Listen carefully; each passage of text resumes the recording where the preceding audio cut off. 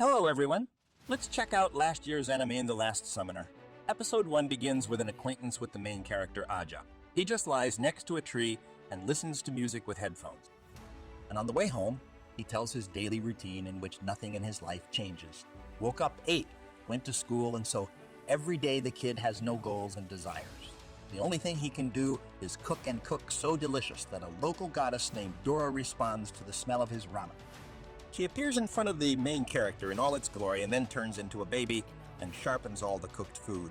The guy is shocked by this turn, so he grabs the girl by the head and throws her out into the street. But she returns to the apartment and continues to play, it seems to Ajay. That this is all a dream, or he simply goes crazy. Dora explains that she is a spirit, and right now she needs energy, and you can get it with food. The most important question is how to get rid of her, because she just fell on the guy's head and does not let him live in peace, and without receiving an answer, the main character goes to lessons and tries to get rid of the girl again along the way. In algebra, the spirit offers the young man to sign a contract, but he again refuses, forcing the teacher to raise his voice. By the way, no one except the summoner himself can see Dora, which means she can do anything, for example, make faces. AJ gets bored with all this crap and he quietly leaves school, and on the way home he meets a girl who wants to share a love note with him. But since the guy is hindered by the spirit, he loses his temper and starts screaming, thereby scaring off the schoolgirl. In the evening, the main character floods the girl with food. Supposedly it will help bring her back, but she explains that if the summoner refuses to sign the contract, then she will wander around the world for several hundred years until they disappear, and in order to end her life on a good note, Dora decides to show AJ what their world really looks like. The so-called summoners have been wandering around for a long time, who are able to get the power of the summoned spirit and become, for example, skillful, music, or guys like it, or become super strong and able to tear down a huge tree with one movement of the hand. As a result, a mental walk forces the hero to change his mind and sign a contract, but after that, the couple flies around the city with the help of the newly received power. After a few minutes of the flight, Dora realizes that she has lost all her strength since she has not eaten anything for a long time, which leads to a firm landing and minor injuries. The guy is interested in the girl's past, but she only panics from her life and just falls asleep. And at the end of the series, we're shown another summer who, for some reason, is watching our couple. The next day, the guys go to the basketball court, and the girl decides to drink a cocktail in her underwear. The guy is still 16 years old, and he is ashamed to stick to an almost naked adult goddess, so he puts on headphones and listens to music. This allows another spirit in the form of a plant to capture Dora and head towards the park. The main character immediately goes after them, and after a while gets lost because his running speed is not enough yet, and after a couple of minutes he meets the brother of the girl who wanted to confess her love to Ajay, but he refused her, and for the interfering goddess, the same thing happened. This time because his concern is Dora and not some kind of karate, regardless to which the hero moves forward and meets the bespectacled man who declares that he knows everything about the guy and wants to help him. AJ refuses to take the guy seriously, so he jumps over him and goes on. Oh yes, the further the spirit is from its owner, the weaker it becomes, which means that the telepathic connection with which the guys communicate is getting worse and worse. The girl cannot explain exactly where she is. However, the main character manages to hear the sounds of a concert of one group he hates, and he immediately understands where he needs to go. But it is difficult to find the right one among the crowd. The goal is all the more everyone around has dressed up in something, which means it's time to take the girl for a little and say that if the plant eats her, then the main character will get rid of the hated madam. This angers Dora, and she starts beating the monster from the inside, thereby giving away her location. Our hero approaches him and returns strength to the spirit. But after that, the couple discovers the summoner. It turns out to be a black-haired schoolgirl with a black rose symbol. And this is just the same coat of arms of one powerful family in the country. She even owns the main character's school. After a couple of minutes, we are transferred to the director's office, who explains to his assistant summoner that she should not hold back because it is important to check the full potential of Dora's forces, and from Ajay. So it's time to arrange a skirmish in the forest. The fight turns out to be not too impressive. The main character at first just dodges Hannah's attacks while the spirit is searching for its knives. But the newly summoned living tree attacks the girl from behind. and the kid has to cover her with his body, but according to the law of almost any anime, AJ manages to survive, and his assistant finds it in timed knives with which they manage to get out, strike back, and then cut into several parts of their enemy in the form of a living tree. It turns out that it was only a small part of the enemy's strength. They just held back. But why did the hero turn to Hannah with this question? And they went to discuss business over dinner in their world. There have been summoners for a long time. Among them, there are both good and evil dudes, and here, the brunette belongs to the first. She was given the task to check exactly how a couple of the main characters will behave. The result is that Dora and AJ have been tested, which means there will be no questions for them temporarily, but they will still have to choose keepers or destroyers. The next day, a whole bunch of animals breaks into the school, and they are all controlled by another summoner. She appears before us in the form of a cat girl. Hannah takes the fight with her, and at first everything goes quite simply. We are shown the abilities of the enemy. She has the look of an eagle, the speed of a cheetah, the strength of a bear, and so on. But then when the battle turns to a new level and each side releases its forces, the guys are completely exhausted and almost kill each other.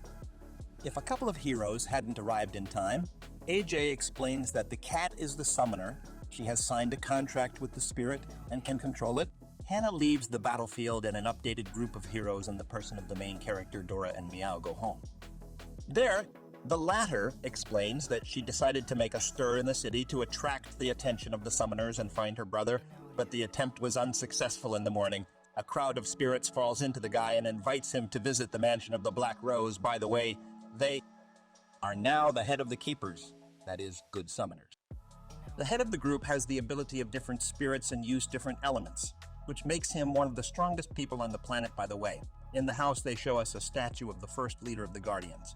It very much reminds the guy of his mother, who abandoned him in early childhood. On the top floor, the guests are met by Harlan, the same leader. He immediately begins to explain the whole situation, tells about the good and evil, and even drives up to Dora, but the destroyers interfere in their conversation. One of them engages in battle with an old man, and here we are shown the full power of the head of the organization. He easily changes the verses and easily deals with his enemy. The rest of the guys are also attacked. They fail to contain the enemies, and everyone gets seriously injured, and Hannah is temporarily killed, after which Harlan uses the abilities of the Spirit of Healing and restores the severed neck of his granddaughter. The destroyers use this and defeat the old man, but then he tries to fight back with the last of his strength, but the Dark Reaper takes his soul. By the way, here we learn about the brother of the summoner's cat.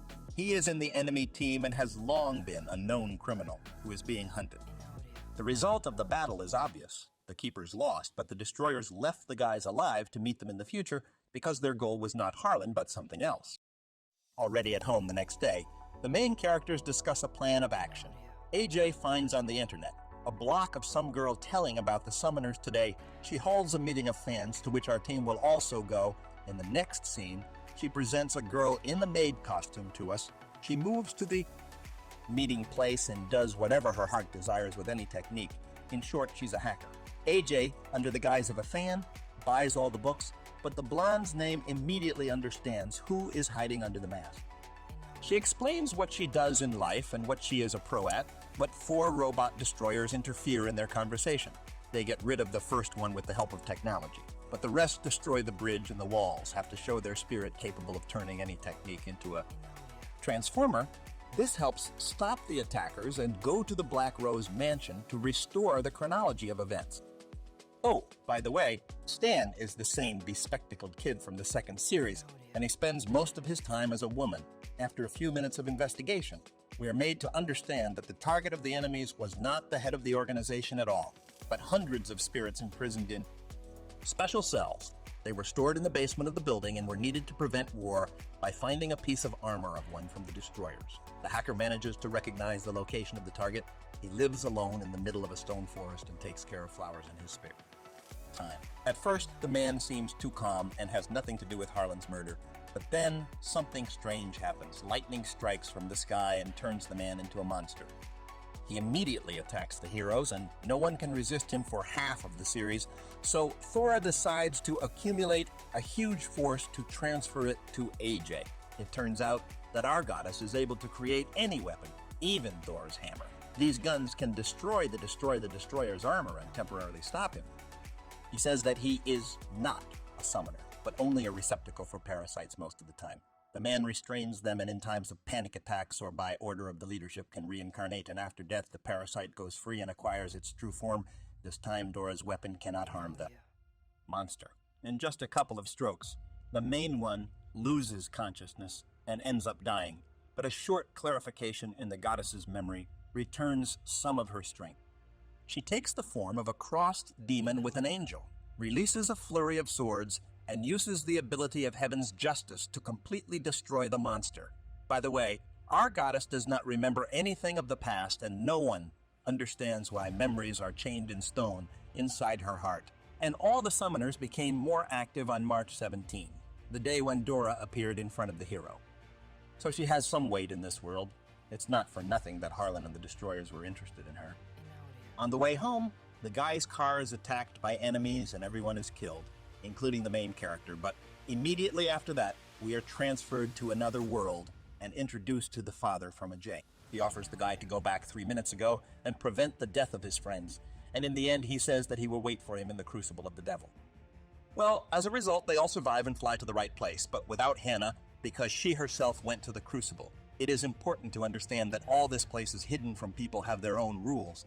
No matter who you are, a guardian or a destroyer, you can't kill anyone, because after that, according to the laws of the crucible, everyone will hunt the culprits, the summoners of Earth, or even the strongest.